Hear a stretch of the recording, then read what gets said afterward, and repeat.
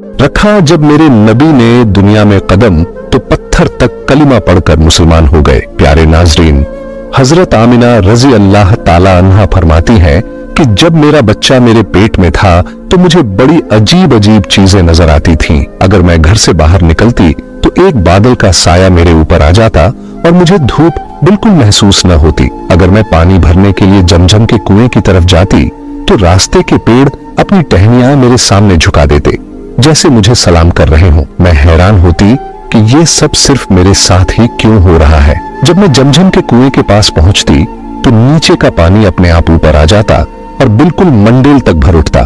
फिर मैं अपने हाथों से ही बाल्टी पकड़कर पानी निकाल लेती। मक्का की औरतें मुझे कुएं के पास रोक लेती और जाने न देती।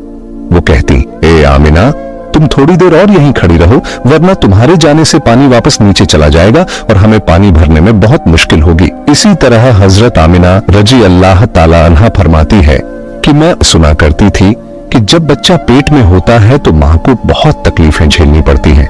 कभी हाथ पांव में दर्द, कभी सर दर्द, कभी उल्टी, कभी बुखार और कभी चिड़चिड़ापन। ये सारी बातें सुनकर मैं सोचती कि अजीब है, मुझे तो पूरे 9 महीनों में कोई तकलीफ नहीं हुई। यहाँ तक कि जब तक मेरा बच्चा पेट में रहा मुझे सर दर्द तक न हुआ। हजरत आमिना को अजीब अजीब ख्वाब भी आते थे। वो फरमाती हैं कि जब मैं रात को सोती तो मुझे ख्वाब आता कि मेरे जिस्म के अंदर से एक नूर निकला है और उसने पूरी दुनिया को रोशन कर दिया है। ये सब देखकर मुझे यकीन हो चुका था कि मेरे पेट में जो बच्चा है वो यकीनन कोई आम इंसान नहीं, पैगंबर हजरत मोहम्मद मुस्तफा सल्लल्लाहु ताला अलैहि वसल्लम जब अपनी मां हजरत आमिना रजी अल्लाह ताला अन्हा के पेट में थे तो एक रोज आपकी दादी ने आपके दादा को इशारे से बुलाया और कहा, क्या आपको मालूम है ये बहू आमिना बहुत महंगा इत्र लगाती है, मैं तो परेशान हो चुकी हूँ, आप जरा आमिना से इस बारे में पूछिए। ये सुनकर आपके दादा ने कहा, इस बारे में तू ही पूछ लेती।